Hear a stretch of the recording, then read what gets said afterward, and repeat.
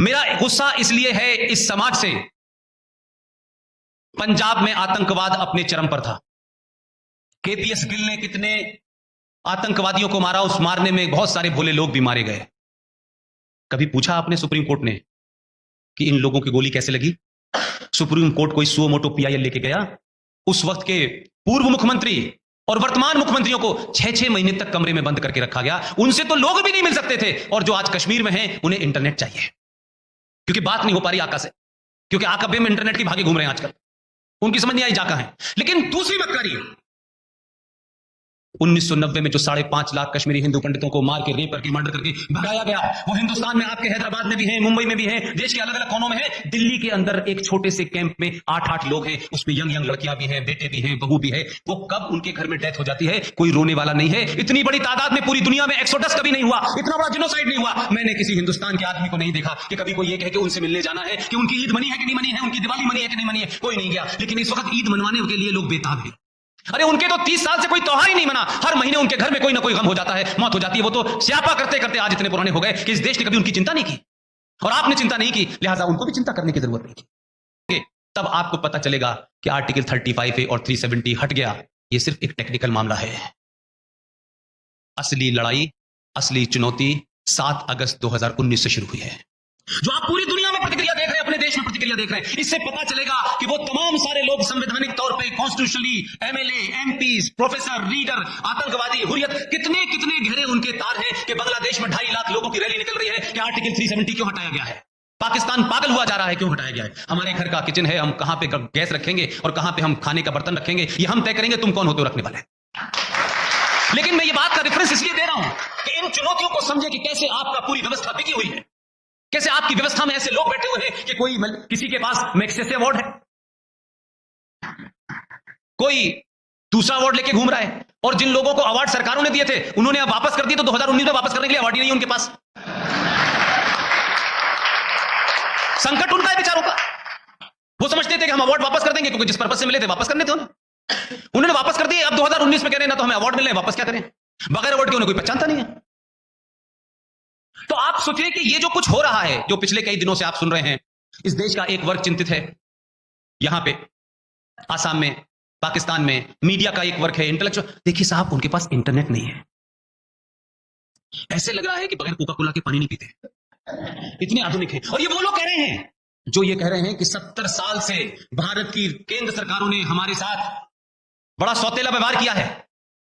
हम गरीब हैं, हमारे बच्चे जो हैं वो बेरोजगार हैं, हमें नौकरियां नहीं है, लेकिन इंटरनेट सबको चाहिए। तो जम्मू कश्मीर सरकार का कैरेक्टर और 2008 में बताता हूं मैं। लोग कहते हैं कि देखिए कश्मीर के मामले को आप हिंदू मुस्लिम मत कीजिए। मैं मानता हूं कि टेलीविजन डिबेट में भी अच्छे अच्छे कपड़े पहन के आना और झूठी बातें करना अच्छा लगता है, वो जरूरी है, वो मजबूरी है। जैसे ही कोई ऐसा मुझ जैसा पागल कोई नरेटिव कहेगा, देखिए नहीं आप ये मत कहिए, ये मत कहिए। अरे यही है तो ये क्यों नहीं करे यार। डॉक्टर को बीमारी सही बताओगे तो डॉक्टर इलाज करेगा यार। ये कौन सा फैशन है, ये कौन सी आधुनिकता है, ये कौन सी हाई मॉरल ग्राउंड है कि मेरे सर में दर्द है, मैं डॉक्टर से कह रहा हूं मेरे पैर में दर्द है। क्योंकि ये कह देने से कुछ लोगों को बुरा लगेगा। भाई बुरा लग जाए, डॉक्टर को बुरा नहीं लगा इस बार, क्योंकि डॉक्टर ने मरीज से नहीं पूछा तुम्हें क्या बीमारी थी। वो 1992 में गया था, तिरंगा लेकर के फहराने नहीं दिया उसको, उसी दिन से बीमारी का पता चल गया, और 92 से लेकर के उसकी पढ़ाई करता रहा। 2019 में उस झंडे का ही चैप्टर क्लोज कर दिया।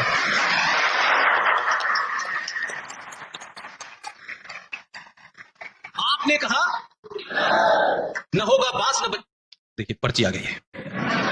I'm so happy। मैं जानता हूं कि महामहिम को शायद जाना होगा, मैं बहुत सारी बातें संविधान के अंदर कह रहा हूं, वो भी थोड़ा ठीक नहीं है। संवैधानिक पद पे हैं, उनके सामने ये खबर न बने मैं को कोई ऐसी बात का सामना करना पड़े कि उनके सामने कोई ऐसी बात हुई है। मैं अपनी बात समाप्त करता हूं और चाहता हूं कि मैं आप बुलवा लें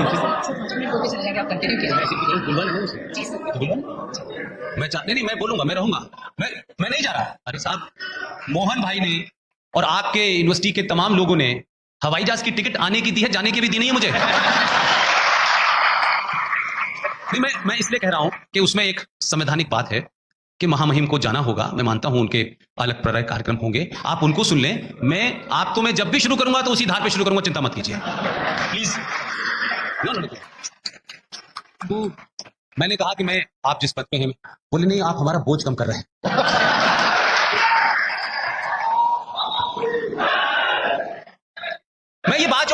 जिस रेफरेंस में, वो इसलिए कहना चाहता था मैं कि इस देश में कहीं घटना घटे, छोटी सी भी हो, बड़ी सी भी हो, लेकिन यह समाज अभी भी अपने 5000 साल सनातन संस्कृति के आदर्शों से भागना नहीं चाहता, उनको अपने साथ रखना चाहता है। लेकिन इतना ही फर्क हुआ है कि अब उस 5000 साल पुरानी संस्कृति के कारण, जो हमारे पिताजी ने कहा था कि एक कोई गाल पे चाटा मारे तो दूसरा गाल आगे कर देना, इतना ही बदलाव हुआ है इस 70 साल में कि उसी राज्य से एक दूसरा शख्स 2014 में आया है। खाना दोनों एक से ही खाते थे, पानी भी एक ही सब पीते थे, वो भी पराकाष्ठा थे, अंतिम सीढ़ी थे। लेकिन क्या आप इसे कह सकते हैं कि जिस राज्य से वो आया है, उस राज्य में वहां के लोगों ने जो भी कुछ थोड़े बहुत उसके अंदर पिताजी के जरासीम थे, वो 15 साल में बाहर कर दिए, और ऐसी उसको ट्रेनिंग दी है कि जो बात वो मजाक में कहता है वो सीरियस हो जाती है। दिल्ली में लोगों को आदत पड़ गई है सीरियस न लेने का, क्योंकि नॉन सीरियस प्राइम मिनिस्टर आते हैं हमारे यहां। तो जो बात मैंने आपसे कहा कि पार्लियामेंट के भाषण में जब उसने कही ये बात, तो भी लोगों ने नहीं समझी उसको 15 दिन में, क्योंकि उसका नेटवर्क बहुत स्ट्रांग है, क्योंकि उसके साथ में बकरियां नहीं चलती, उसके साथ में एक टीम चलती है जो प्रोफेशनल्स की टीम है, और देश भर में क्या प्रतिक्रिया हो रही है, किस विषय पे क्या है, ये उनके पास छन के पहुंच जाता है। तो आप सोचिए कि 1 महीने बाद उसने एक नई डिवाइस निकाली। उन्होंने कहा पार्लियामेंट का भाषण तो यार नहीं सुना लोगों ने, अपनी दोबारा तो दे नहीं सकता। उसने कहा कि लाओ मैं अब रेडियो से मन की बात शुरू करता हूं। फिर उसने अपने पहले मन की बात में भी वही बात कही। उसके बाद मुझे लगा, मैं इस बात को 2 साल से लगातार कह रहा हूं कि समझ में आई कि नहीं आई अभी तक। लोग 5 अगस्त के बाद कह रहे हैं, पूरी तरह समझ में आ गई है।